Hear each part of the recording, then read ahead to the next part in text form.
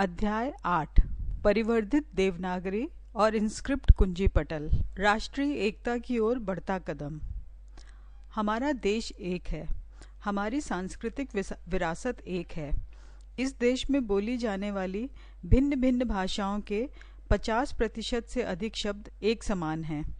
फिर भी यदि एक राज्य का निवासी दूसरे राज्य में जाए तो बिल्कुल अजनबी हो जाता है। इसके विपरीत यूरोप में अलग अलग देश हैं, उनकी सांस्कृतिक विरासत अलग अलग है, उनकी भाषाओं में पाए जाने वाले शब्द भी समान नहीं हैं। फिर भी यूरोप के एक देश का निवासी अगर दूसरे देश में जाता है तो भाषा से उसका अपरिचय आत्मीयता में बाधक नहीं बनता। इसकी क्या वजह है? इसके अनेक कारणों में से शायद सबसे ज़्यादा महत्वपूर्ण कारण है लिपि। यूरोप की सभी भाषाओं की एक लिपि, रोमन लिपि, उनके एक दूसरे के नज़दीक आने और परदेशी भाषाएं सीखने का कारण बनती है। यूरोप का निवासी दूसरे यूरोपीय देशों में जाकर भी अनजान नहीं रहता, क्योंकि वह लिपि के कारण जगहों, बसों, सड़कों आदि के नाम पहचान लेता है और थोड़ा प्रयास करने पर भाषा का भी कामचलाऊ ज्ञान हासिल कर लेता है। इसके विपरीत हमारे एक राज्य का निवासी मात्र लिपि के भेद के कारण दूसरे राज्य में अजनबी और पराया बन जाता है। पेज 105। उदाहरण के लिए बेंगलुरु में कोटेशन के अंदर कन्नड़ भाषा में रामनगर लिखा है के सामने खड़ा व्यक्ति यह नहीं जान पाता कि वह रामनगर के सामने खड़ा है, जबकि रामनगर शब्द उसका परिचित है। केवल लिपि के कारण वह पराया हो जाता है। आज दुनिया सिकुड़ती जा रही है। लोग एक अंतर्राष्ट्रीय लिपि की बात करने लगे हैं। हमारे स्वतंत्रता सेनानियों की दृष्टि से भी यह बात छुपी नहीं थी।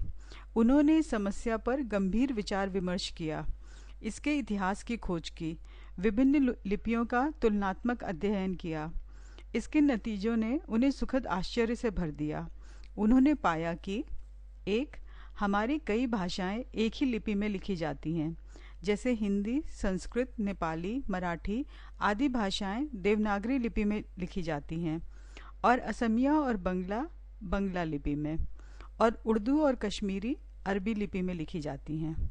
दो, कई लिपियां अलग होने के बावजूद बहुत कुछ समान ही हैं, जैसे देवनागरी और गुजराती या कन्नड़ और तेलुगु लिपियां।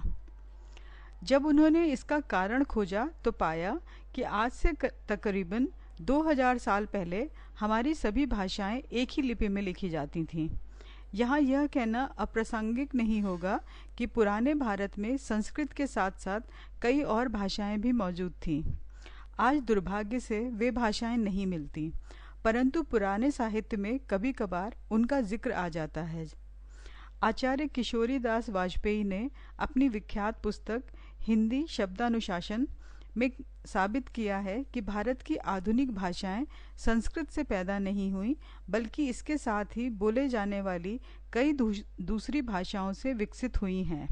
लेकिन अगर हमें पुराने भारत में एक ही भाषा होने का भ्रम होता है तो इसका कारण विभिन्न भाषाओं द्वारा एक ही लिपि का इस्तेमाल करना है।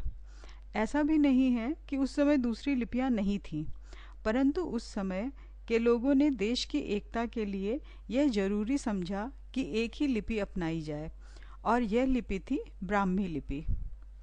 2000 साल के बेतरतीब विकास ने दुर्भाग्य से ब्राह्मी लिपि को 10 लिपियों में बदल दिया, जो हमारी आधुनिक लिपियां हैं। पेज 106। हमारे स्वतंत्रता सेनानियों के मन में आया कि अगर आज से 2000 साल पहले इस देश की एक लिपि हो सकती थी तो आज क्यों नहीं हो सकती। उन्होंने तय किया कि हमारी एक राष्ट्र लिपि होनी चाहिए। पहले अपनी लिपि के साथ साथ इस लिपि में भी सामग्री छपे और बाद में दूसरी लिपियां छोड़कर एक ही लिपि रह जाए। गहन विचार विमर्श के बाद वे इस नतीजे पर पहुंचे कि देवनागरी लिपि ही हमारी राष्ट्र लिपि हो सकती है। राष्ट्र लिपि के रूप में यदि भारत की सभी भाषाओं जैसे पंजाबी, गुजराती, तेलुगु, तमिल आदि की लिपि के रूप में देवनागरी को अपनाए जाने के समर्थकों में सभी भाषाओं की विभूतियां शामिल थीं, जैसे गुजराती भाषी महात्मा गांधी, मराठी भाषी बाल गंगाधर तिलक, पंजाबी भाषी शहीद भगत सिंह, बंगला भाषी शारदा शरण मित्र।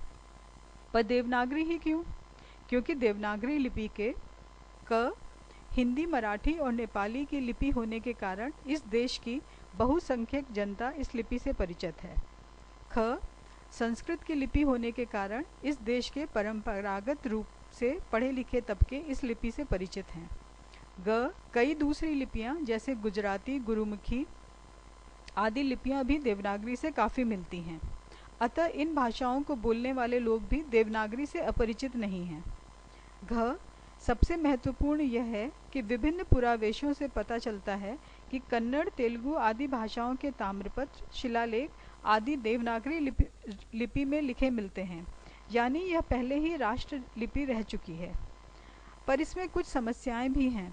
विभिन्न भाषाओं में कुछ ऐसी ध्वनियाँ या चिन्ह विकसित हो गए हैं जो हिंदी देवनागरी में नहीं मिलते, तो क्या किया जाए?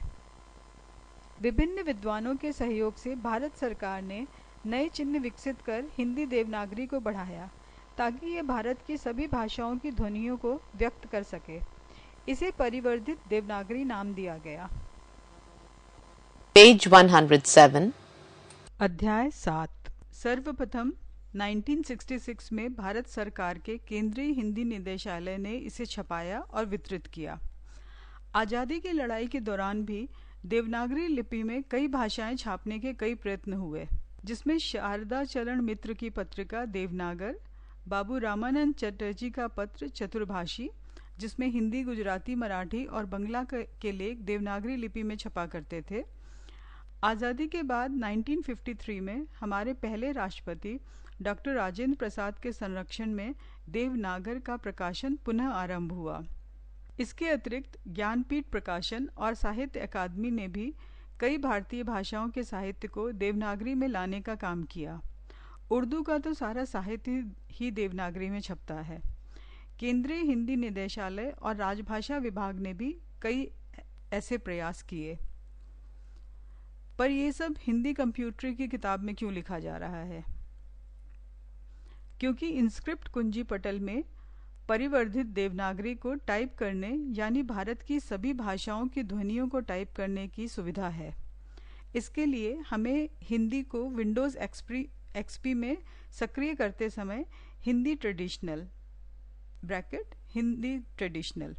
कुंजी पटल चुनने के स्थान पर Devanagari InScript in English Devanagari InScript कुंजी पटल को चुनना चाहिए।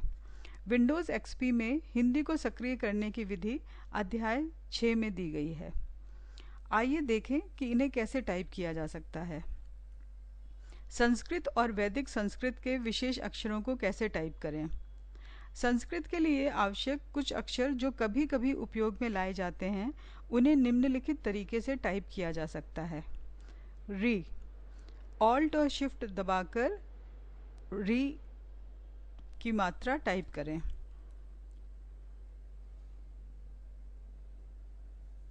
री, इसकी मात्रा टाइप करने के लिए ऑल्ट दबाकर री टाइप करें।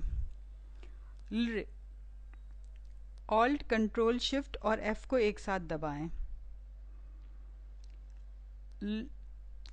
ऑल्ट, कंट्रोल, शिफ्ट और आर को एक साथ दबाएं।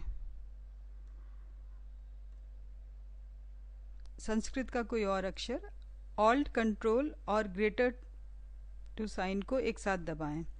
ओम, ऑल्ट, कंट्रोल, शिफ्ट और एक्स को एक साथ दबाएं। पेज 108, शिफ्ट को एक साथ दबाएं। शब्दों का संक्षिप्त रूप दर्शाने के लिए ऑल्ट, कंट्रोल और कॉमा को एक साथ दबाएं।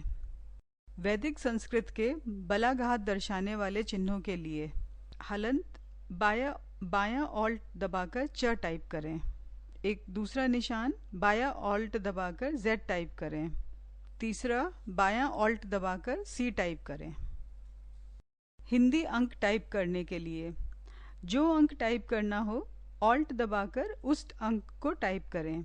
जैसे हिंदी का 1, ऑल्ट दबाकर 1 टाइप करें। 2, ऑल्ट दबाकर 2 टाइप करें। 3, ऑल्ट दबाकर 3 टाइप करें। 0, ऑल्ट दबाकर 0 टाइप करें। कन्नड़, तेलुगु और तमिल के अक्षरों के लिए इसके नीचे एक तालिका बनी हुई है, जिसमें पहली पंक्ति में कन्नड़, दूसरी में तेलुगु, तीसरे में तमिल और चौथे में देवनागरी लिखा है। इसके बाद टाइप कुंजियाँ, इसमें एक ही जैसे उच्चारण वाले अक्षर और उनके सामने उनको टाइप करने के लिए कुंजियाँ का वर्णन है। यहाँ पे सिर्फ देवनागरी का स्वर उच्चारित किया जा रहा है। ए ब्रैकेट ह्रस्व ए, शिफ्ट दबाकर Z टाइप करें। ए ब्रैकेट ह्रस्व ए की मात्रा Z टाइप करें। ओ ब्रैकेट ह्रस्व ओ, शिफ्ट दबाकर अपोस्ट्रोफी टाइप करें। ओ की मात्रा ब्रैकेट ह्रस्व ओ की मात्रा अपोस्ट्रोफी टाइप करें। र बंडी र, शिफ्ट दबाकर र टाइप करें। ल शिफ्ट दबाकर ल टाइप करें। ल शिफ्ट दबाकर व टाइप करें। न शिफ्ट दबाकर न टाइप करें। य शिफ्ट दबाकर य टाइप करें। उर्दू के अक्षरों के लिए नुक्ता है ही। पेज 109। इस प्रकार हम देखते हैं कि देवनागरी इंस्क्रिप्ट कुंजी पटल भारत की सभी भाषाओं के वर्ण चिन्हों को देवनागरी लिपि में व्यक्त करने में सक्षम है। इसलिए देवनागरी इंस्क्रिप्ट कुंजी पटल को अपनाना भारत की राष्ट्रीय एकता को लिपि एकता और भाषा एकता के जरिए सुदृढ़ करना है। पेज 110।